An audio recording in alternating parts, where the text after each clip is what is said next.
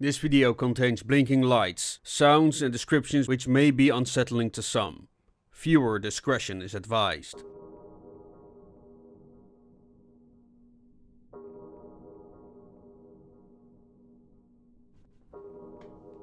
SCP-2510-1 Epsilon Activation. On the 20th of December 1873, SCP-2510-1 Epsilon was activated by the Major, 2nd, 9th to the 8th. The Epsilon symbol on the outer ring displays a violet glow, while the inner ring aperture opens. The portal was unusually transparent, revealing the interior of the other side. Interior consisted of a cubicle room with an appearance coinciding with SCP-2510. Obsidian with a dull green glow along its seams. Maxwell volunteered to enter, visible to those outside as he explored. Dimension has no apparent exits besides the returning portal. A heavy bronze object was found within. The remaining crew entering the aperture to aid in its recovery. The item was placed in a secure containment in order to be safely and properly studied. Please see document SCP-2510-1 Epsilon, Object 2309 for details. Document SCP-2510-1 Epsilon, Object 2309. The object is a humanoid clockwork automaton of roughly Mycenaean design. Object is primarily constructed from bronze with no detectable anomalies. Further analysis revealed an apparent punch card mechanism, but provided no means of operation. Dr. Low and Dr. Maxwell collaborated on a solution for approximately 3 years, translating Mycenaean Greek into a system of binary, later to be a proven means of accessing the automaton's data. Inserted questions resulted in a relevant, pre-recorded response. X-ray analysis revealing several bronze gramophone records. All responses are spoken in ancient Greek, translated by Dr. Low. Purpose. This is the final testament of Patriarch Adrasta, Inventor Faithful. The spark of the sign revealed unto the flesh, ash. Mekan. And thou that we are fortune perfected, sundered, and through such sacrifice, our redemption, our salvation, broken but not dead, as the angel of progress wept. Portal.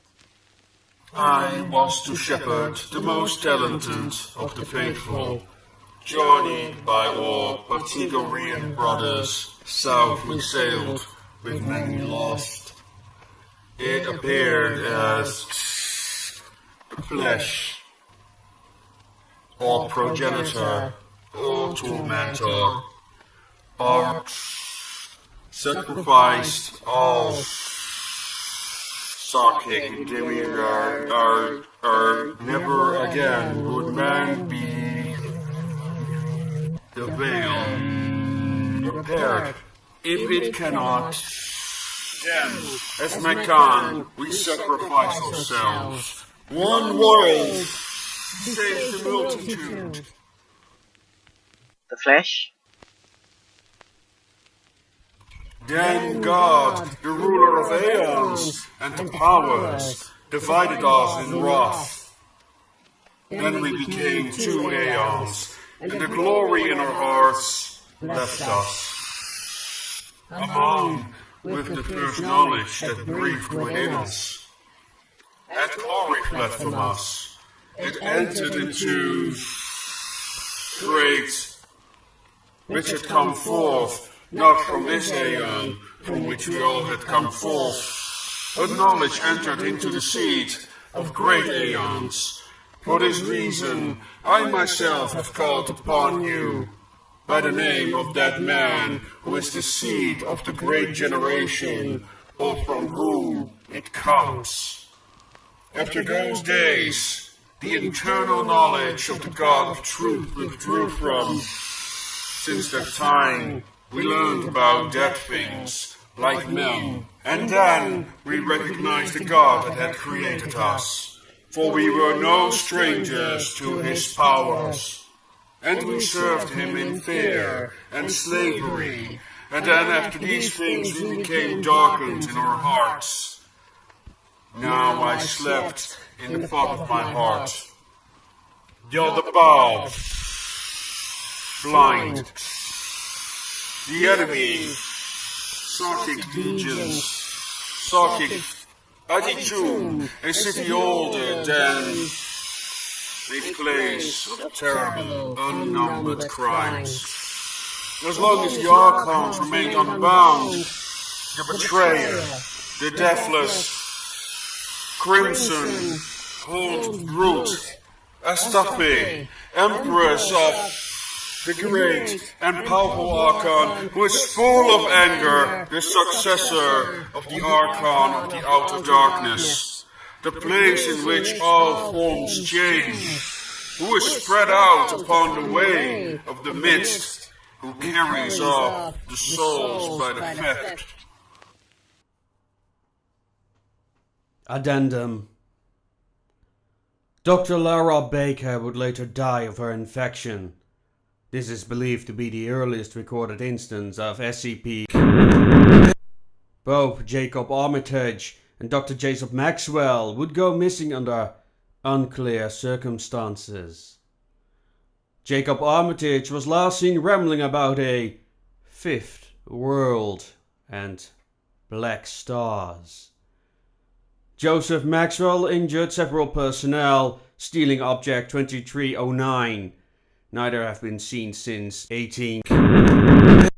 See Incident Report 136B for details. Concerns were raised shortly after the death of Dr. Baker with regards to the mental and emotional stability of Dr. Armitage and Dr. Maxwell, both having been close to the deceased. Dr. Low reported limited contact with Dr. Armitage, but notes that he had requested several rare books on the occult, including the Negrum Siderius Nuncius, which she was able to provide but never saw returned. Dr. Armitage's research assistants reported erratic behavior, including a physical altercation with Dr. Maxwell that resulted in non-lethal injuries. Dr. Maxwell suffered a broken nose. A detailed cause for the conflict was never determined, but Dr. Maxwell reported a difference of philosophy. Disciplinary action was pending when Dr. Armitage disappeared on November 22nd. Despite an extensive investigation, it remains unknown as to how he managed to leave the facility without detection. 13 days later, Site-08 came under attack by members of the Church of the Broken God. Dr. Maxwell, who had overseen the original construction of Site-08 and had intimate knowledge of its defenses, took advantage of the chaos and escaped with Object 2309. Both individuals are hereby considered traitors to the Foundation. If encountered, it is requested that they are captured alive. Site Director Ambrose Perry. Neither have we apprehended, and as of October 1st, they've been listed as likely deceased. And waking, I proclaimed, I understand well that these matters concern the liquid arts of the metals. And the one who held the sword said, you have fulfilled the 7 steps beneath. And the other said at the same time as the casting out of the lead by all the liquids, the work is completed. I understand well that thus must one cast out the lead. Truly the vision is concerning the combination of liquids.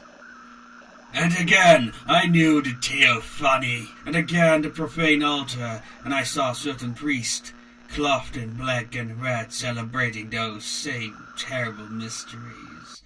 And I said, "Who is this?" And answering, he said to me, "This is the priest of Hadley tomb. He wishes to put blood into the bodies to make the eyes clear, and to raise up the dead." Your iteration of reality continues to exist because this is within your power to end this. There is a chance, a small sliver of hope that you will lead humanity away from this nightmare. I have no intention of deception, but the truth cannot be properly translated into human understanding. My words will be symbolic, my story an allegory. None of what you read here will ever encompass the whole truth, but it's all within the parameters of reality. It should suffice.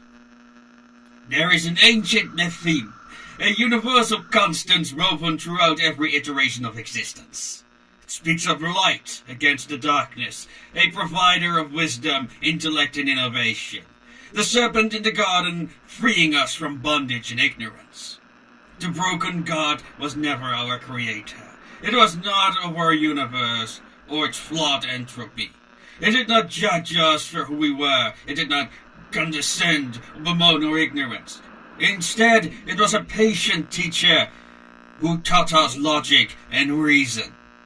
And our father, our progenitor, our tyrannical idiot king, seethed as it looked on.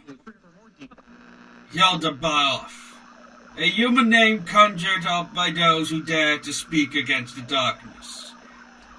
The god of flesh, the god of this veiled reality. For all its stupidity and petty hatred, Yaldabaoth was unspeakably powerful. This was his domain, the reality bent before his strength. I can tell you why the broken god is broken. The reason you're able to think and create for yourself. It's a product of the broken gods and its sacrifice. There was a war of cosmic proportions. The final battle outside of space and time bordered with your world. Macan was destroyed, but in a final act, one to ensure your salvation, I might add, transmuted its body into a prison, securing Yaldabaoth within its shattered husk. Its pieces shattered across every iteration of your world. The anomalies you cope with today, most if not all, are invoked by Yaldabaoth as it rattles within its many cages. Angels and demons, gods and monsters, they flock to our world like vultures to a corpse. Look to Hydra Centaurus supercluster. What your astronomers call the Great Attractor. Carrion come to feast on your dying world and the fate of all its doomed denizens. Not all are hostile, a mournful entity that has often tried to elevate the suffering of your world, knowing well of your pain and loss. 2 millennia ago, a priest of Akan received a vision. His god was broken, but not dead. Nor was the beast sealed within. Yaldabaoth, before his fall, had created 6 archons, angels to attend to his wanton desires. The archons had set in motion the liberation of their dreadful master. This vision brought the priest to far away and frigid land. It was there that they would use the husk of the road god to create a doorway, granting access to iterations where the seals grew corrupted. The iteration you call Alpha could not be saved. They used the body of God to forge a weapon and set the heavens afire, cleansing the world of life. A terrible burden weighed heavily upon their hearts even as they knew there was no other choice. The iteration you call Beta is the result of a single difference in their timeline when compared to your own. The followers of Macan were defeated at the siege of Gaiaros. The light of reason died with them, and the world fell to the Psychic. It is one iteration of many where the aspect of Yoda buff broke free. So too would Gamma fall. The followers of Mekan were annihilated, all but their prophet, too frail to take part in their quest.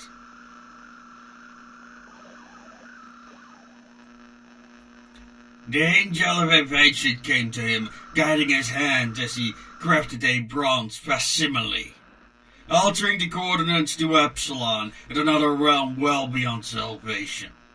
He formed a pocket dimension, keeping the truth safe within. He then entered Delta, believing that he marched to his own demise. There he discovered the iteration devoid of anomalies, without the corrupting tendrils of the Demiurge. Where we made hell for us a haven. There is a reality where humanity, in the broadest sense of the term, achieved a technological singularity 20,000 years before your present. Homo neanderthalis, Homo sapiens, and Homo nocturnus, a united people that would soon spread across the stars. We came not as conquerors, and we joined even a larger family. Makers of music, we brought harmony to the furthest reaches. For voices many, we spoke against the darkness. Where there was entropy, we created order. Even death would die. And now, the worm of midnight approaches, and you are at the 11th hour. You can sacrifice your world, as what was done to Alpha. You could fail to prevent the return of the tyrant, as what happened in Beta and Gamma. Or you could walk the path of Delta. The Armitage requires flesh, the Psychic, in order to generate itself. You have the means to prevent this resurrection. Your reality is the last, the only known whose fate has not yet been decided. If the Demiurge break free in your realm, it dooms us as well. The wisest among us have calculated that it will be enough to tip the scales in his favor. All dimensions, all realities, time and space, the Demiurge will manifest itself across every possible iteration of existence. All that we have achieved here will be undone in an instant. To put it simply, if his disease is allowed to infect your realm, it will damn us all. There are some on this side who, in all their compassion, believe we must act against you. Yours would not be the first gangrenous limb to be amputated. Thus, I offer you this ultimatum. You can learn that what it means to be human has nothing to do with biological life. You have the means to inculate your world, discard your organic prison, and take off your masks and join us. I remember when I was of your reality. I walked the astral plane as the prophet did before me. I remember hatred, anger, and ignorance, bigotry, and tribalism. I feel the great shame for who I was, but like you, I could not know any better. I would change when I entered that final portal. Become a gear, become part of a divine machine, or face the consequences of your inaction. God is broken, so we might be whole. I remain Brother Hadley.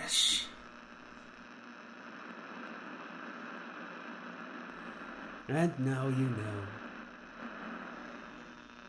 Sleep well, ladies and gentlemen. If you want us to explore more of the SCP Foundation, don't forget to show your appreciation down below. And maybe, till next time.